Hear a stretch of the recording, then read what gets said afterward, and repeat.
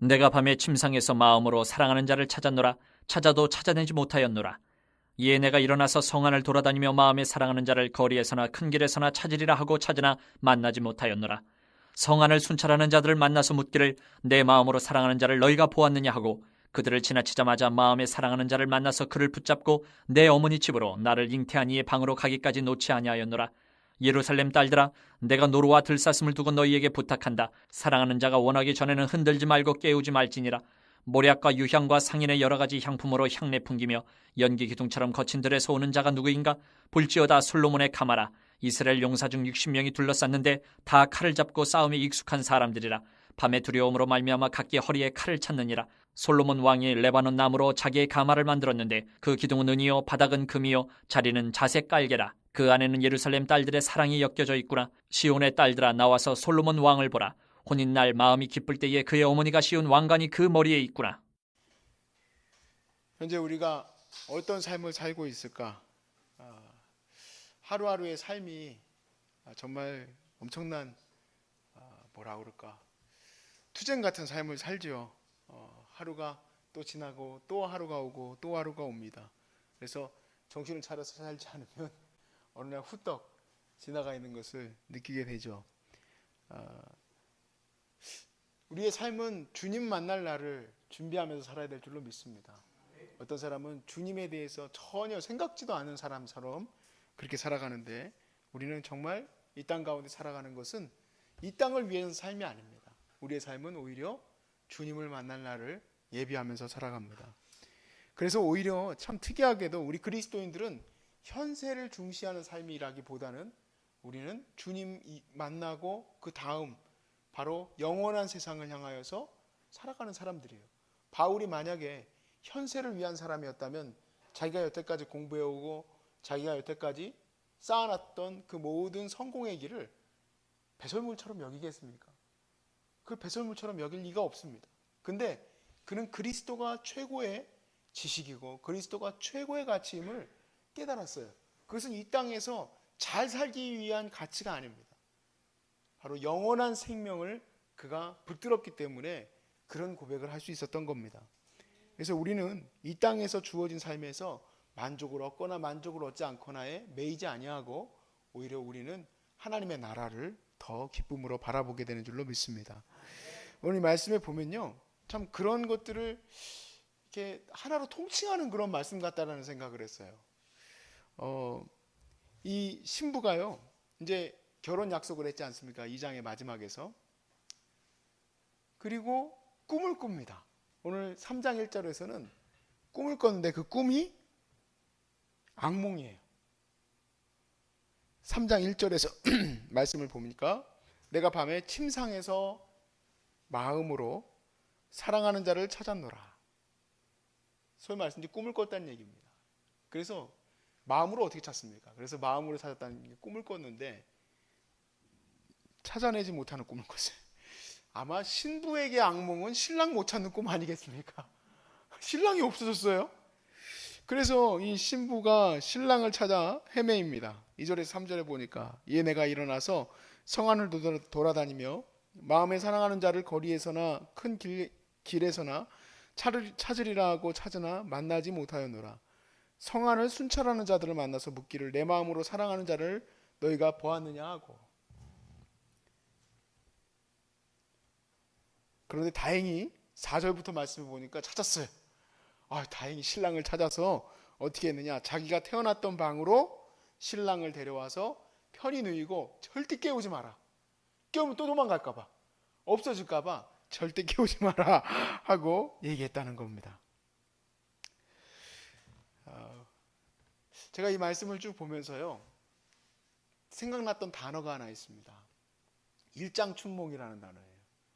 그래서 일장춘몽이라는 단어를 이렇게 찾아서 보다 보니 일장춘몽은 오히려 이 땅에서 뭔가를 준비하지 않으면 이제 망해버리는 뭐 그런 거에 대한 의미가 더 강하긴 한데, 또 소설 가운데에는 그 일장춘몽을 우리가 생각하는 것처럼 우리 이 인생의 덧없음에 대해서 그렇게 보더라고요.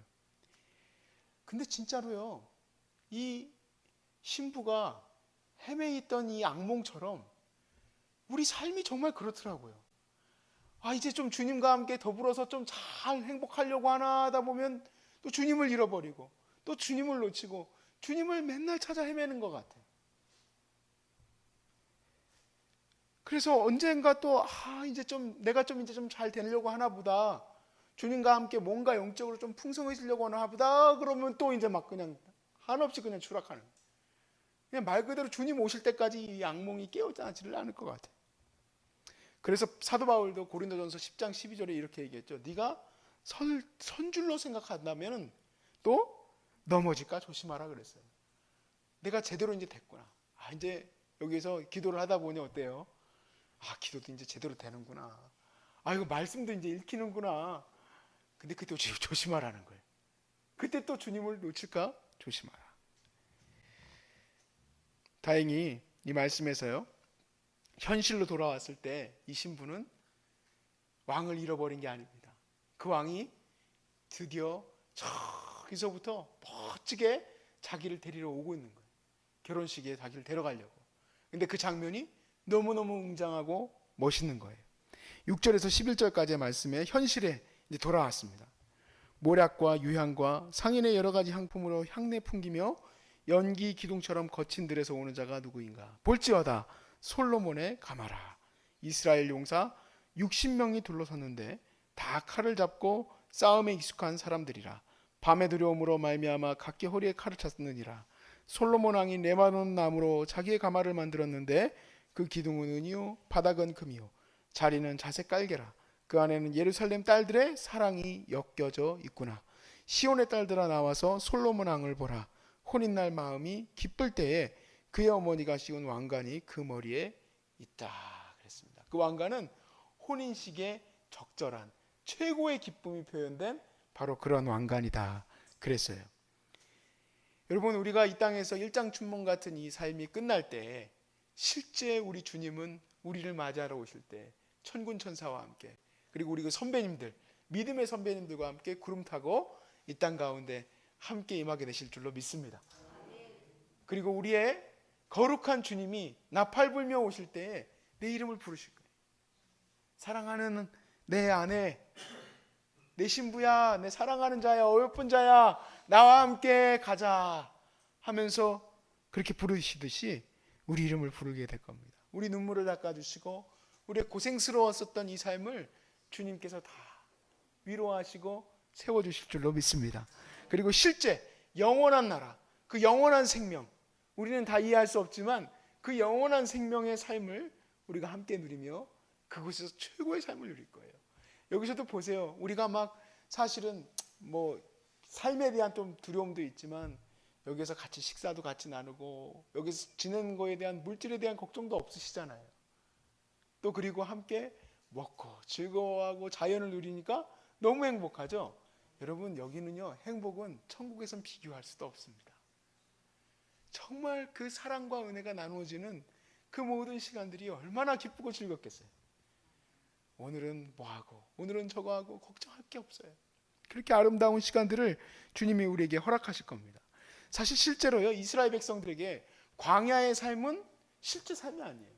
오히려 약속의 땅, 가나안 땅이 그들에게 실제 삶이고, 또 우리에게는 이 땅이 광야 생활이지만 이 땅이 실제가 아니고 실제는 오히려 본향으로 가는 그곳인 줄로 믿습니다.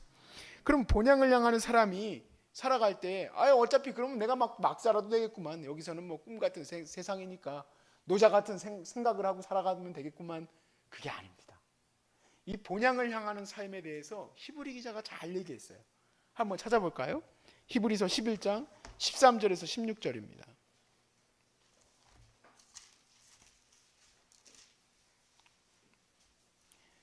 11장 13절에서 16절까지의 말씀에 이렇게 돼 있어요. 이 사람들은 다 믿음을 따라 죽었으며 약속을 받지 못하였을 때 그것들을 멀리서 보고 환영하며 또 땅에서는 외국인과 나그네임을 증언하였으니 그들이 이같이 말하는 것은 자기들이 본향 찾는 자임을 나타냅니다.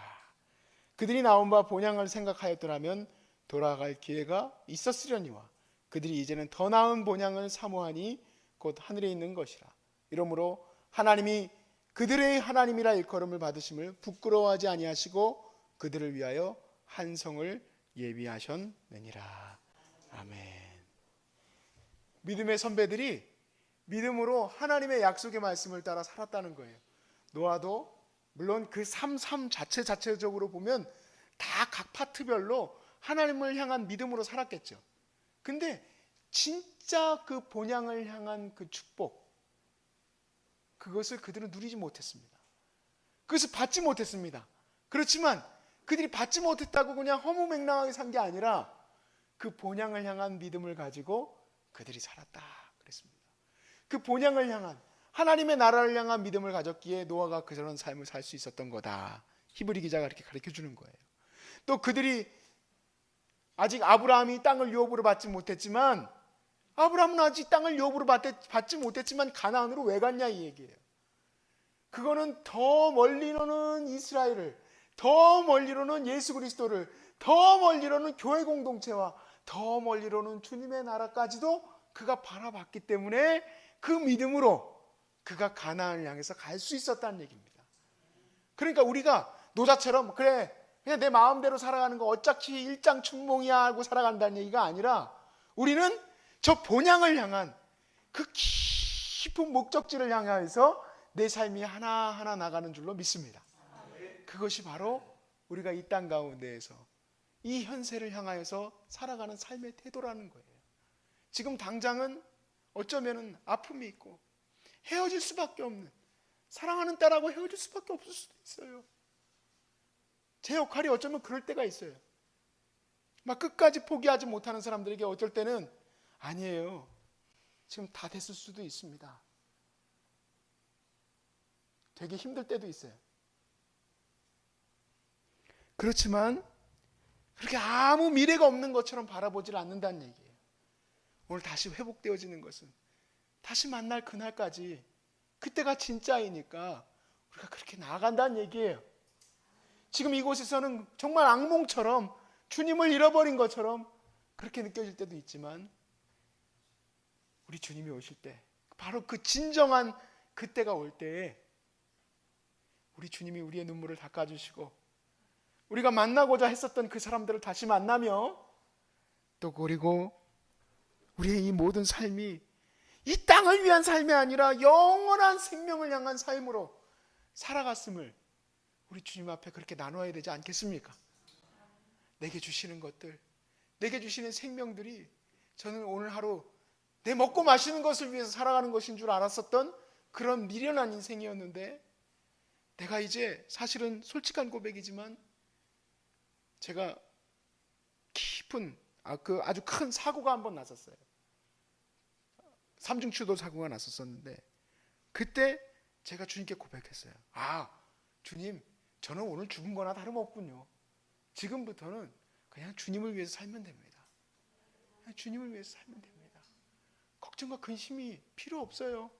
어차피 저는 다 내려놓은 거지 않습니까? 우리 주님이 여러분을 또한 새로운 생명을 주시고 또 새로운 길을 매일같이 주시는 겁니다. 사실 나중에 그런 생명을 주세요가 아니라 지금 매일 그 생명을 주시는 겁니다. 그런 생명 속에서 여러분 다시 주님 앞에서 어떻게 서야 되겠습니까? 주님이 오실 날까지 그 본향을 향하여서 담대히 나가실 수 있기를 바랍니다.